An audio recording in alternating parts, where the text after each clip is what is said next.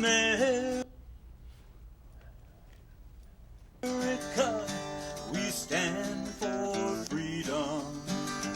Though freedom is never really free, we yearn and strive for government, protecting our liberty.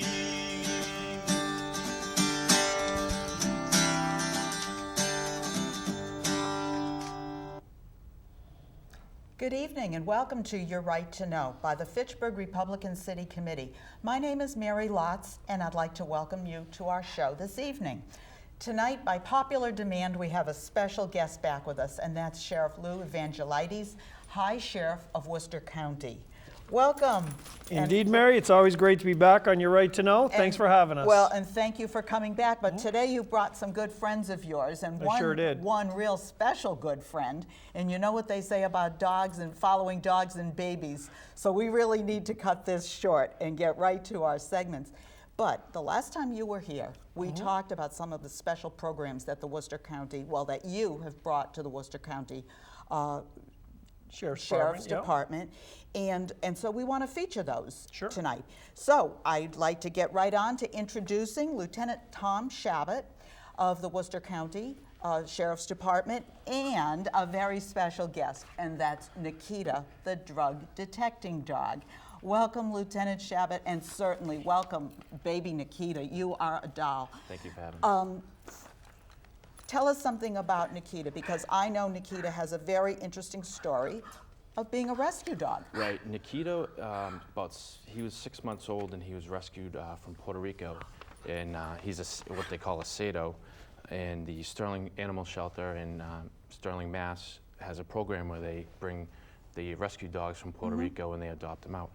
So he was at the Sterling shelter when we happened to go through a transition from one dog to another. So you had a previous dog. That's correct, right. And so we went down, we were going through the process. I went down, did a couple of tests with some dogs down there, and Nikita fit the bill. So what were you looking for? I mean, Nikita does not look like, when I think of a drug detecting dog, for some reason I think of a German Shepherd or even a right. You're thinking retriever. Of a big burly dog, yeah. Right? Yeah, he's and it's funny because the way we train him now, we can almost train all kinds of dogs to detect drugs or whatever we're trying to, whether it be guns, bombs, different.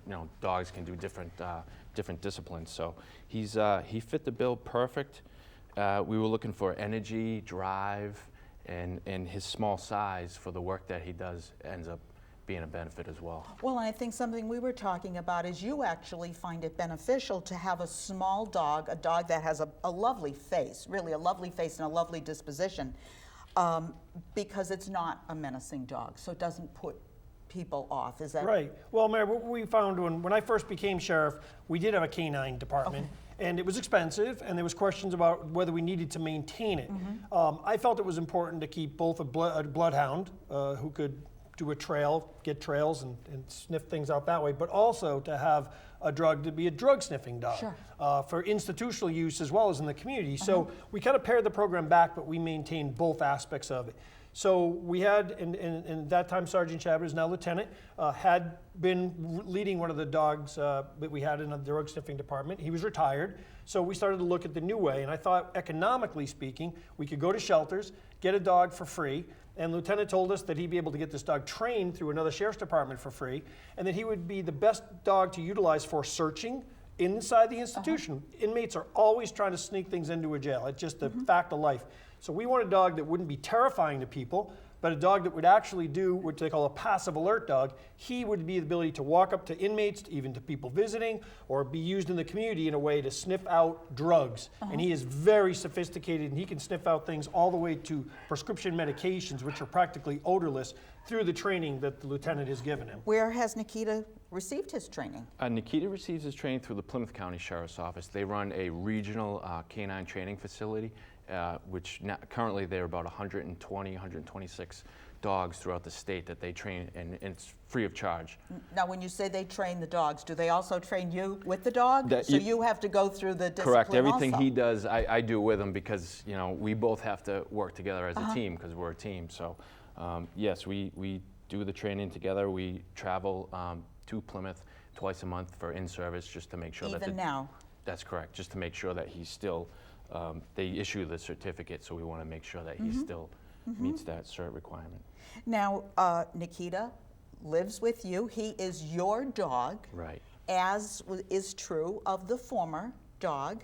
That's correct. Which was a German Shepherd, and also lives with you. So it's when their career is over, Sergeant Nikita, when their career is over, they just don't like get put back into a shelter and allowed to be sort of adopted back out. They become part of your family. Right. We have, you know, we have to have a responsibility to these dogs. You know, they do such a good service for us in the community, in the department, that it's, you know, as a handler in a department, it's almost, you know, owed to them that we take care of them for the rest of their days. So that's a responsibility you take.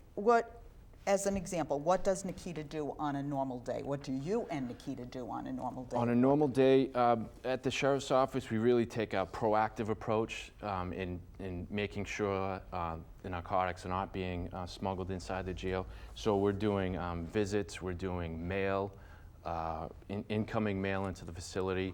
We do property. They do clothing exchanges for court clothes. We'll search that court clothes coming in because it could be, you know, brought in that way.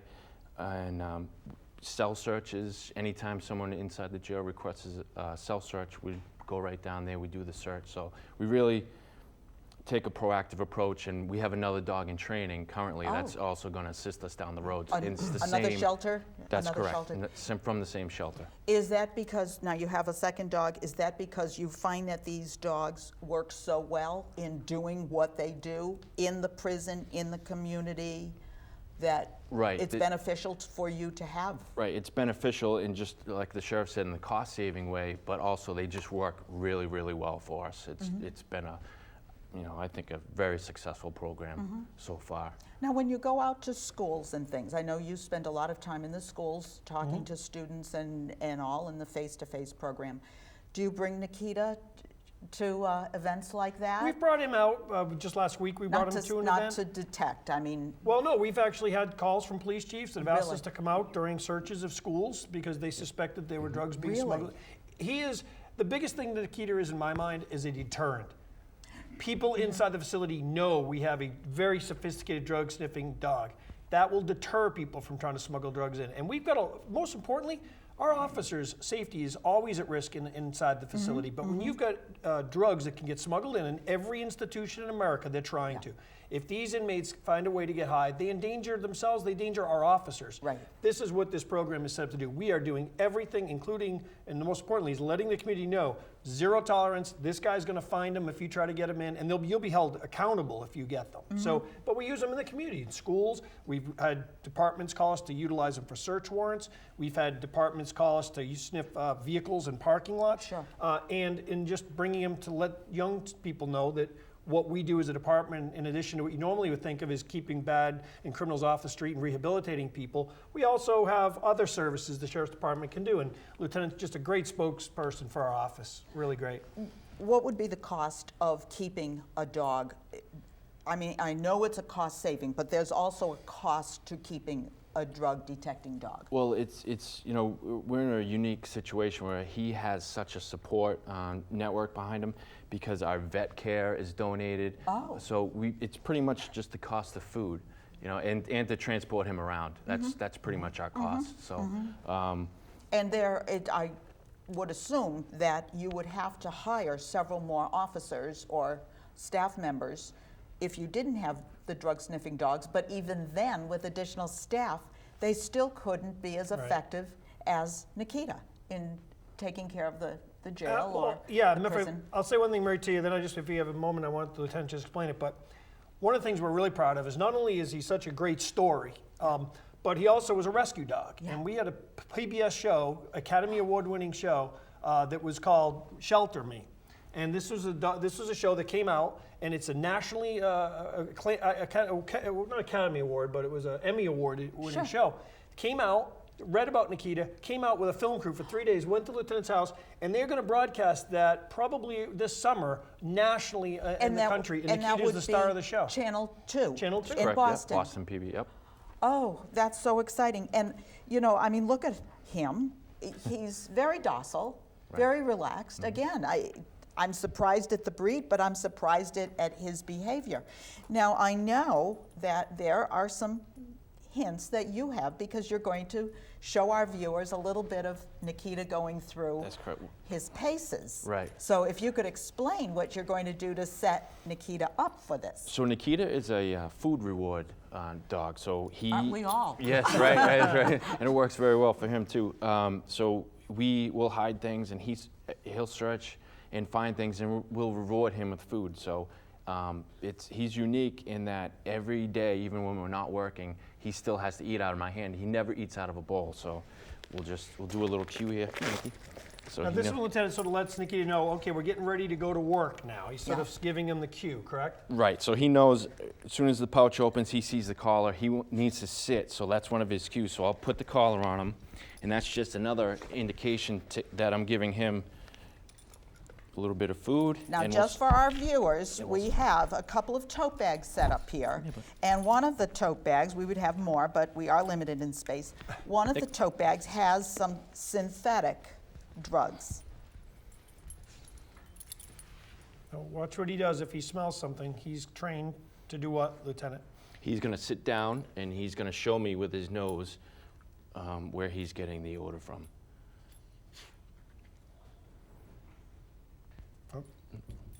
Oh, Nikita, could that be? So then I'll step into him a little bit, and that just, Now, Now I right want now, him to for you, it's just a strong suspicion Right. that Nikita has picked up a scent of something. so I'll see him sit, and I'll step into him, and I just want him to really indicate a little bit more to me. So.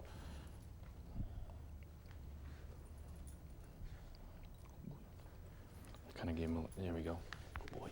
He's So a then little I'll- distracted by some other noises. I So know, I know the lights and everything, but he's sitting all I over let it. him go a little bit before, so if I don't feed him now, he's gonna think, okay, well, I guess there's nothing there. I'm gonna okay. move on. But so now there's something there, and I'll just put my hand with a little bit of food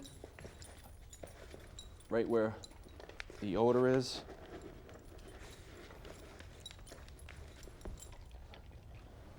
And what is he just demonstrating to you right now, Lieutenant? So we want He's him telling to, you it's right, something's it's really right there. So we want him to Something's place his really, nose, really there. whereas the dogs in the past, we call them active alert dogs, so they would scratch. Okay. So if you're doing a car or something, you might ruin the interior. So he's trained to, if there's a seam on the car, he'll go right to the seam and put his nose right on that Okay. seam. So it really pinpoints where he's getting the odor from. And he'll look back at me just to make sure, Dad, you feed me here? So. But it's unique in how. So when you show the audience what was in that bag Yeah, that he found, just So to we see have if a they can little pseudo cocaine right there. So this is what he's looking at. Oh boy, Nikki. Now that's not an actual cocaine packet. It's a It's a Chemical. synthetic pseudo. Now, that means I can use my tote Yeah, bag to yeah, go to you're the good. Yeah, grocery yeah, store we'll give you through the TSA, and I'm not going to get handcuffed. So then I'll take his collar off, and now he knows. He'll try to go back there because he wants a little bit more food. But it's unique in how the dogs detect the drugs. So we used the analogy earlier that if you had a picnic and the dog comes in and he smells, you just come in and smell, those burgers smell really nice. So where the dog will come in, and if he's trained to indicate on mustard, he'll be like, wow, geez, the bun smells nice, the burger smells nice, the ketchup smells nice, the onions, the lettuce, all that smells nice, but I smell the mustard in there too. So, and that's how he's trained. He gets the whole package with all dogs, Lieutenant Tom Chabot and Sergeant Nikita, thank you so much for coming in and doing this demonstration. People love human interest stories. They love animal stories, and this was just a He's the perfect. star of the office. I I'll tell you believe that. He's Everybody, doing a good job. I'm sure He's a hard if worker. everyone on vacation, you have no hints of people not wanting to take over Nikita for the week you're gone, huh? You are a sweetheart. Thank you so much for Thank you coming for having in. us. I appreciate it. Thank you. Now we're going to go this way and demonstrate another. Thank you, Lieutenant. another very interesting aspect, just make sure that Yep. our cords kind of stay so we don't trip over them. Right now, we have Shawn McKenna from the Worcester County House of Correction, Worcester Sheriff's Department, and one of our own members, Kathy Goguen. Again, last time you were here, we talked about the iris scan and how important it is. We showed it, didn't have the opportunity to actually demonstrate it. So now we have the opportunity to demonstrate it. And Shawn is, again, one of the users of this. You're the one that goes out and uses this for children and elders and inmates. Do you use it on inmates? We are making a transition right now with our registration system that we're going to be Okay. using and employing this technology. The sheriff has made that decision to use it within the jail because that's how effective and accurate this technology has become. And explain for our viewers who might not have seen it the last time, why is the iris scanner so important? We think about in the past where if you watch a crime drama, anything like that, you always see them fingerprinting. Maybe you remember being fingerprinted, Yeah. getting the ink all over your Yeah. hands, rolling your finger, rolling it on the paper.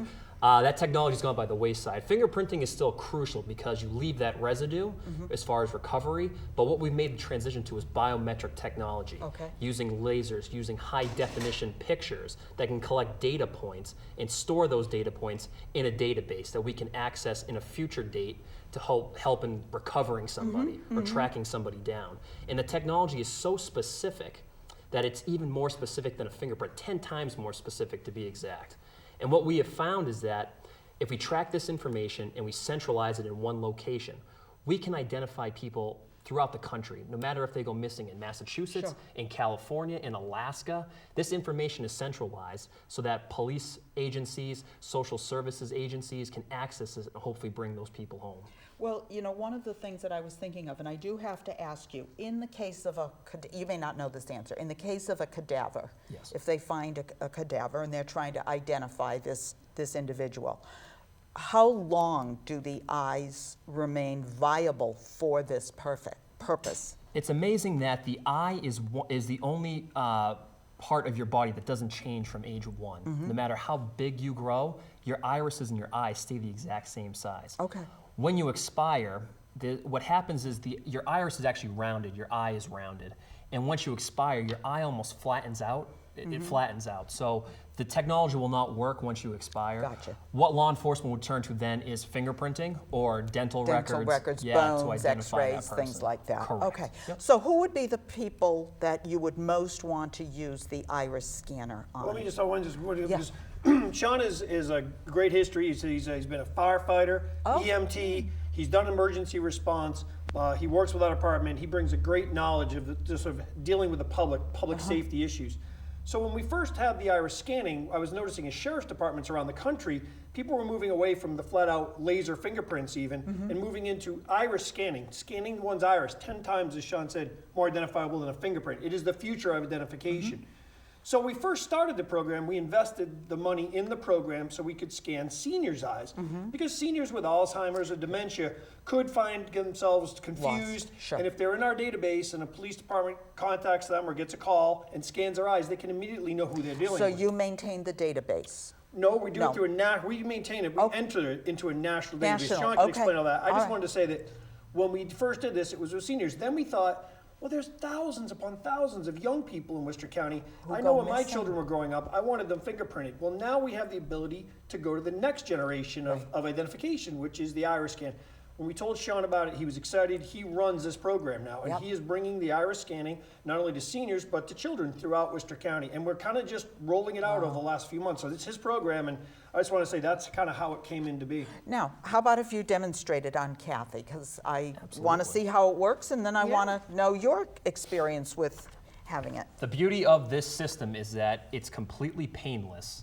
And you're not going to get ink all over you, which would have been the old methodology of doing the thing. So it's beautiful. Really, anyone from the age of 2 and above can subscribe to the program, and they're going to find it useful for them. Okay. The way it works, if we do an adolescent, at the age of 18, they're purged from the system because they become an adult. Now, they can voluntarily opt back in. We can scan their eyes again, but that's just kind of a layer that we offer for their own personal privacy. So really, all it is that there's a module that comes up on the computer. It has certain data fields that I have to hit. And what we're going to do is we're going to scan your eyes, collect those data points. I'll be able to see it on the computer, your left eye and your right eye. As soon as we have that, we'll enter in your information, snap a quick photo of you, and you'll be on your way. And I upload all that information when I get back to the office. It's actually maintained in a database in Phoenix, Arizona by the nation's Missing Child Organization and the National Center for Missing Adults. They're a non-for-profit company. They were started by a girl that was abducted in Las Vegas. And they found that she had been picked up in several other states. She had a record. However, they generate a new unique number every time you're arrested or you're placed in a social service department. If they had collated all that information into one identification package, they thought they would have had a better chance of identifying her and finding her location. So they started these organizations to take all that information, as we talked about, and put it under one spot where the police could access it. So what I'm going to do is I have the program open. I'm going to select New Enrollee, and it's going to show me when I collect those data points. So all you have to do is look straight into the goggles, and I move them back and forth a little bit. You hear that? took a So picture. it's perfect. It takes a high resolution picture And that that's collects it. those data And that's points. it. And That's that's it. it. Now- Was it That's it. painful? No, Painful? nothing. Blinking It was lights? like no lights, No puffs no, like when you do no. the glaucoma If it- thing if it- that everybody's no. If it winking hadn't and clicked, blinking if it at? hadn't clicked, I wouldn't have known he had done anything to me. So now you would Amazing. add So what personal I'll do, data. exactly. So we'll enter things, and we won't do it now, but Right. we would enter in your name, your first name, your last name, telephone number, address. We do height, we do your eye color, your hair color, and then your date of birth. And we also list an emergency contact person with their phone number and address. Once that's completed, we'll save all that data, and then it's just a matter of finding the camera and finding you on the computer screen again, snapping a photo, Yeah. and now basically your profile has been created. I save it right here to the module, and when I get back to the office, I just upload it to that database, secured database. It can only be accessed by law enforcement officials, so you never have to worry about your information being solicited to any out other there. Really information. Correct. Now let me ask you this. Kathy is in the database. If she were to go missing, we would say, we know Kathy, she had this test done, this iris scan done, and the police in Fitchburg could go right into the database, the national database, and try to locate her based on this information. Correct. We have the technology right now. The technology is constantly evolving. The sheriff can tell you that we had a meeting recently with the creators of this program. They've actually adapted it to the point now where it's going to be able to fit over your smartphone. So they'll be able to walk up to somebody and scan their eyes that Oh, way, my. and it'll recall the data right there on the phone. So if it ever happened Very in the near sophisticated. future, correct. They could activate our services. We would come out. We have the technology to scan somebody's eyes and locate them. Then let me ask you this. Doctors, especially geriatricians who deal with maybe Alzheimer's patients, nursing homes that have this type of patients, schools, daycares, centers, how would they go about getting you to come out and, now it would have to be, I know, with parents' permission if you're children, or with Absolutely. supervisors' permission if you're, or whoever the designated responsible person if you're an adult that has Right. maybe Alzheimer's, lacks capacity. Right now, if somebody they are not of sound mind or judgment and they have a healthcare proxy, they can certainly authorize that. Voluntarily as an adult, you can sign up for the program, and for anyone under the age of 18, we have a consent form that their legal guardian can sign, fill out, give us permission to have their eyes And scanned. would they call you? They can absolutely call the sheriff's department. What an amazing tool, because people who have Alzheimer's, they wander off. Right, they And do. now, if they're in their database, regardless of whether they've gotten on a bus to, Las Vegas And or you something. hear stories, horror and wherever stories they about this. are, if they're in the database, and somebody in the police force finds this person wandering around, then you just scan them and you can find them. Okay, you're precisely on amazing. what this It's project. amazing. There were two sort of classic examples of someone who was disoriented, unclear where they were. Amnesia people? Very easily to happen to people today, Yeah. especially if you've got loved ones, parents perhaps, Yeah. who are having those issues. you can take comfort in the fact that if they are scanned, they're put in this law enforcement only access database. With the technology that's now and getting only better, law enforcement will have essentially a smartphone. They can scan your eyes, click it, and they can go right to the database and determine exactly who you are, who your contact people are. And let's take it to another level. I mean, I'm a father of 2 teenagers, but I remember when they were little, I always wanted to avail myself to any technology that would help identify my children in the unthinkable, that they were abducted or taken away. And then you heard those stories about like Pamela Smart, who was gone for so many years. How many times did law enforcement come across them during those years? They found out Pamela Smart several times. Law enforcement was in her presence, but they didn't know. Imagine if they had a suspicion and they could say, do you mind if we just scan your daughter's eyes for a minute? Now, the abductor would be so nervous not to say no. If they did that, they could have identified her almost immediately, and she could have been given back to her family right away. So there's so many available ways to utilize this technology. What we feel at the Sheriff's Department, I'm really proud to have Shawn running this program, but we're here for public safety. And when we've got a tool available that's almost a low cost to no cost tool that can help give either someone, a senior or a child or anyone, more protection, then we're going to avail ourselves to it. I have to bring this to an end. Shawn, thank you very much. Kathy, thank you for being our demonstrator today, but thank you so much for coming and showing off this piece of technology. It's really amazing. And Sheriff Lew, I'm going to give you 1 minute to speak to that camera over there and tell the audience anything you'd like to tell them about. Well, I just, first of all, thank you for giving me the honor of being sheriff, and this is just another example of the great programs we try to bring to help the people, and especially all over the county, but here in Fitchburg area. But I don't want to not mention the fact that this August 16th at SAC Park in Shrewsbury, we're once again holding our senior picnic, and it's available free of charge to any senior in the county who would like to come. It's an amazing day of food and giveaways and just lottery tickets and raffles and all this kind of fun stuff. And we just invite anybody who would like to come down, just contact our office and come on down August 16th at SAC Park in Shrewsbury. Last year, it was over 1,000 people. Wow. It's getting big, but it's just a way for us and our Reserve Deputy Sheriff Association to give back to those who've given so much to us before us. So. Will you have Shawn and the iris scanner and Lieutenant Chabot and Nikita at this picnic? Well, we may have Shawn there. I hope we don't need Nikita at the picnic, so I can't swear he'll be there. Well, as long as he doesn't have his special collar on, he can just enjoy the festivities too. Well, as I joke with anyone, if you see Nikita and he sits down in front of you, run. That's not a good thing. Thank you very much for coming again. As always, you're just a joy to have on, and we learn so much when you're on our show. Thank you both Thank you, Mary. very Thanks much. for having us. And as we leave you tonight, we thank you for watching Your Right to Know and sitting in with the FRCC. Remember, your local or city and town Republican committee is your only grassroots organization that supports and holds dear your liberty and your constitutional values. We encourage you to come to any one of our meetings and join us. Why? Because we believe GOP stands for growth, opportunity, and prosperity, and we always stand for freedom. Thank you so much, and good night. America, we stand for freedom. So let us all unite to yearn and strive for our republic that reflects our values, that preserves our rights, and goes forth in power and might, that reflects our values and preserves our rights, and goes forth in power and might.